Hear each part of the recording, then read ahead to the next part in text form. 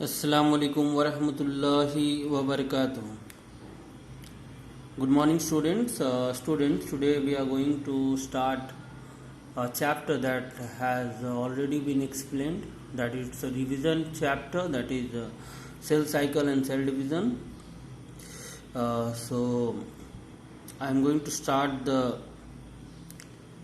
revision of the chapter, and I will only cover the important topics, not all the topics, only the important topics.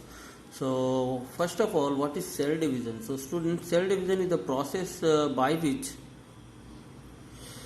a parent cell divides into two or more daughter cells. It's a part of a cell cycle. Now what is cell cycle?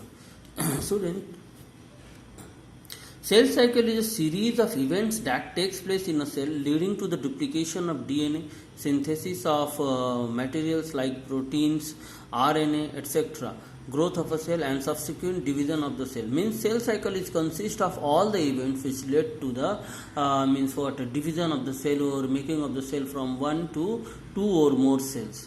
And cell cycle includes all the phases like interphase. In interphase it is G1 phase, S phase and G2 phase, and then the cell division. A cell cycle consists of two phases, students. A non-dividing phase called the interphase, in which the cell accumulate all the synthesize all the materials that is needed for the two cells. In a single cells, all the materials will be made that is required for the two cells, and the second one is what a dividing phase, that is called the mitosis. And now the dividing phase is also of two types. The dividing phase is also of two types, like karyokinesis and cytokinesis. Karyokinesis means division of the nucleus, and karyokinesis means what? The division of the cytoplasm. So this is the basic concept of the division. That is means what? A non-dividing phase and a dividing phase. If we see the non-dividing phase, that is the interphase. So here in the interphase, the cell prepares.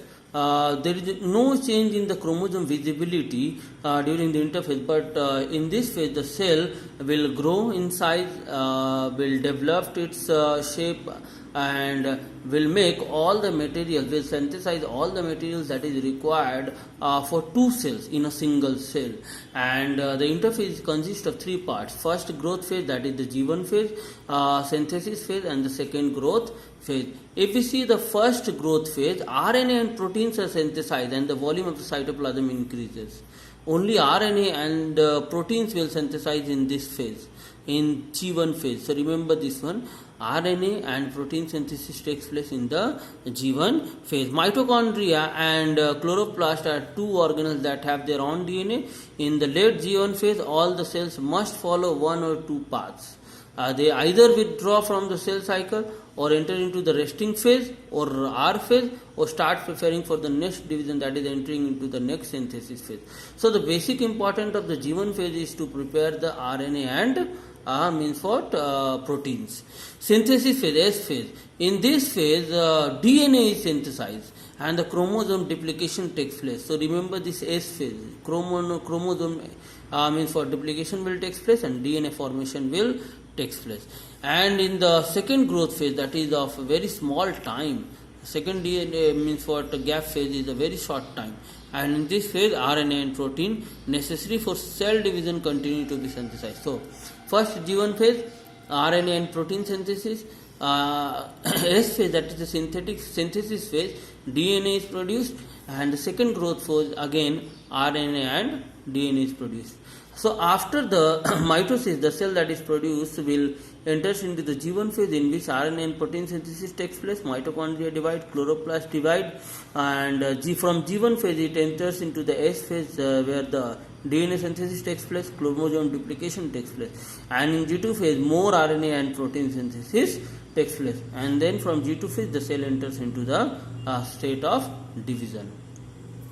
So this is the basic concept of the cell cycle, and this much for today. And next day we will study about the chromosome, structure of the chromosome and chromatin fiber, structure of the chromosome and chromatin fiber. And hope you have the writing material, but if you still need, I will provide you. But I thought or I am hoping that you have the writing material.